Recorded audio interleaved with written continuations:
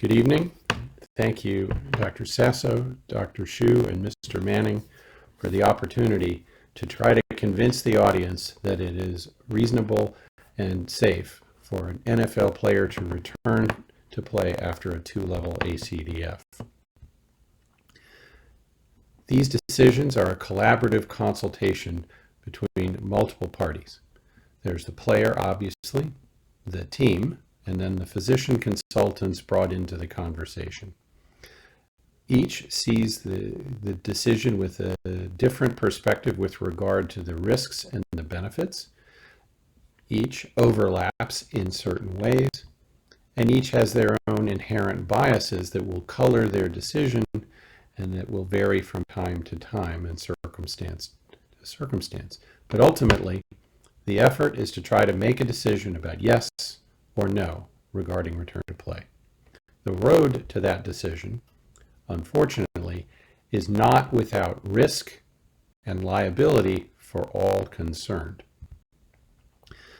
The case in point is a 5-year Pro Bowl veteran who has a fully healed 2-level ACDF, good clinical range of motion, and a normal appearing spinal cord. If that player goes back to his position, there is a theoretical risk of catastrophic neurologic injury or some other kind of long-term disability.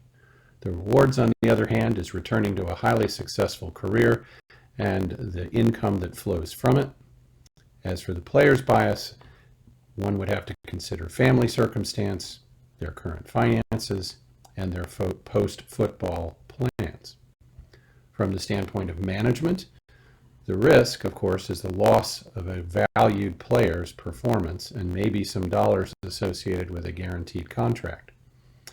The rewards, on the other hand, would be the return of a highly valued player and any good things that accrued from that. From the standpoint of bias, ultimately, management's running a business. The bottom line is ultimately going to take precedent over any given individual player. As for the surgeons, we're supposed to be the experts. We're supposed to have the data. But in this particular situation, there's a dearth of real data. We fear the risk of catastrophic injury to the patient. We fear the possibility of professional liability.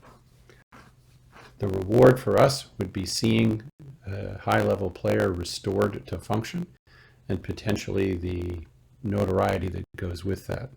As for our biases, depends on our experience in making these kinds of decisions, the confidence in the healing of the surgery, and quite honestly, who's asking us.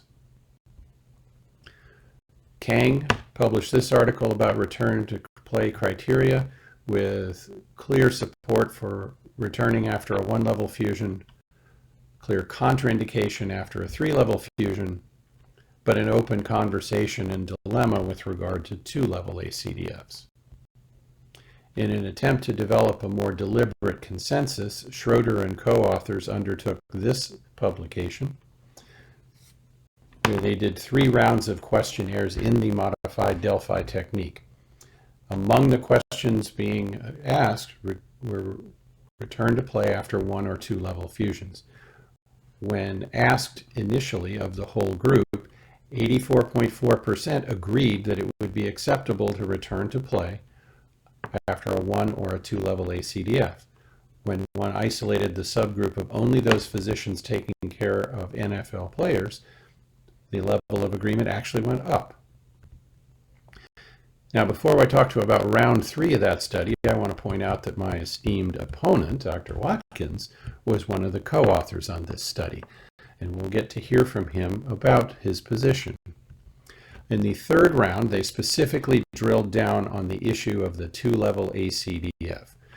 They asked only physicians associated with NFL players and teams who've made these decisions in the past.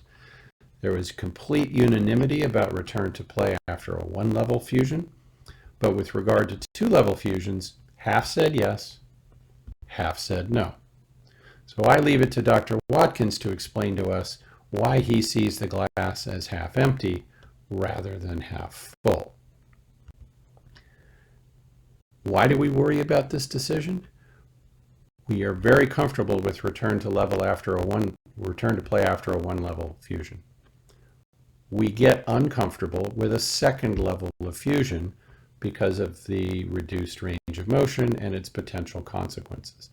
But what exactly is that loss?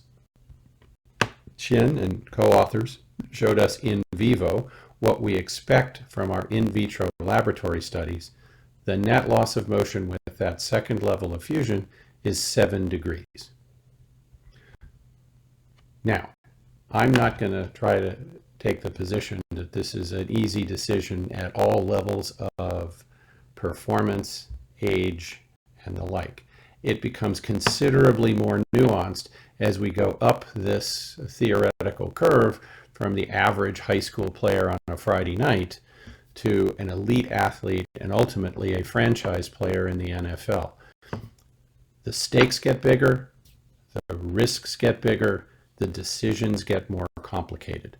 But I would submit that it is a decision to be made by the parties. And I would throw it back to our esteemed guest and to the audience. Would you give up the chance to win another Super Bowl because you lost 7 more degrees of motion in your neck? I would submit not. Thank you.